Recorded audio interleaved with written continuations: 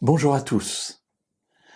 Un jour, un jeune homme riche vient rencontrer Jésus et il lui pose des questions sur le salut. Jésus lui répond et il lui propose un choix de vie. Va, vends tout ce que tu as, donne-le aux pauvres et maintenant, suis-moi. Ce jeune homme était très riche, nous dit le texte biblique, et du coup, il s'en va sans faire ce choix. Et Jésus a une remarque, qu'il est difficile à un riche d'entrer dans le royaume des cieux. Les disciples, entendant cela, se disent, mais si pour les riches c'est difficile, alors pour nous, qu'en sera-t-il? Parce que dans la mentalité de l'époque, le riche est béni par Dieu. Or, si celui qui est béni par Dieu entre difficilement dans le royaume des cieux, alors qu'en sera-t-il de ceux qui, a priori, dans la conception, ne sont pas bénis ou sont moins bénis que les riches? Jésus dit cette parole, aux hommes c'est impossible, mais à Dieu tout est possible. Et là-dessus, les disciples se posent des questions. Et dans l'évangile selon Marc, au chapitre 10, Pierre parle à Jésus et lui dit, voici que nous avons tout quitté et que nous t'avons suivi.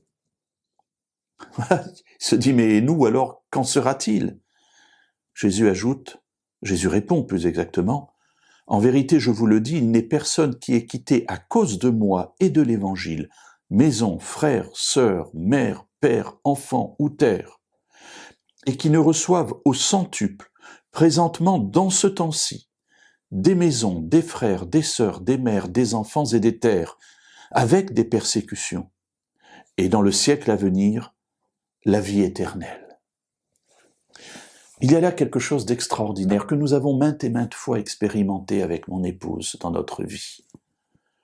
Oui, nous avons tout quitté, et je n'ai pas le temps ici de vous expliquer cela, mais nous avons tout quitté pour suivre Dieu. Et je ne suis pas le seul, nous ne sommes pas les seuls. Beaucoup d'entre nous ont fait ce choix de quitter beaucoup de choses pour suivre Dieu, pour entrer dans ce chemin qui mène à la vie éternelle. Quitter père, mère, maison, bien. Jésus dit, dans ce siècle-ci, dans cette vie, je serai capable de vous donner les mêmes choses, des pères, des mères, des sœurs, des foyers, des maisons. Il ajoute avec des persécutions. Il ne faut pas oublier que lorsqu'on est avec Dieu, tout n'est pas un fleuve tranquille.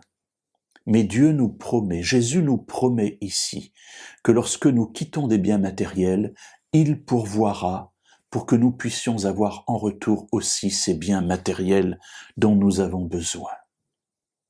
Avec des persécutions, rajoute-t-il, mais en plus de cela, dans le siècle à venir, la vie éternelle. Alors, mes amis, n'ayons pas peur d'abandonner, entre guillemets, certaines choses de ce monde-ci, parce que ces choses nous retiennent sur la terre. Or, notre espérance est dans le ciel. Alors, si Dieu partage avec nous, nous fait la grâce de pouvoir profiter dans ce siècle-ci de nouveaux pères, de nouvelles mères, de nouveaux frères, de nouvelles sœurs, de nouvelles maisons, il nous assure surtout de ce salut éternel auquel nous aspirons. Avançons avec lui avec confiance.